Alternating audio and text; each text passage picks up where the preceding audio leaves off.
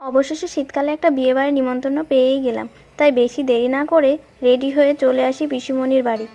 কিন্তু আমি মনে হয় একটু বেশি তাড়াতাড়ি চলে এসেছি, তাই পিসিমণি বলল সাজটা একটু কমপ্লিট করে দিতে। তারপর উঠে পড়ি একটা চলন্ত ডিজে বাসে। আমি বাসে ওঠার পর থেকেই দেখি পুচকিটা আমার দিকে তাকিয়েই রয়েছে।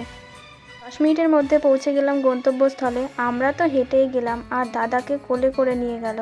ভিতরে ঢুকে দেখি বৌদিমণির ফটোশ্যুট চলছে। এসবে আমার আবার অ্যালার্জি, তাই সেখানে আর বেশিক্ষণ দাঁড়ালাম না। বিয়ের লগ্নটা বেশি রাতে ছিল না বলে প্রথম কারোর বিয়েটা সম্পূর্ণ প্রসেসটা দেখতে পেলাম।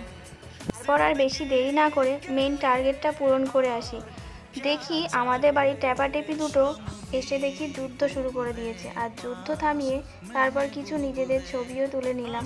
তোমরা কারা বিয়ের নিমন্ত্রণ পেয়েছো তা কমেন্টে জানাতে ভুলবে না কিন্তু।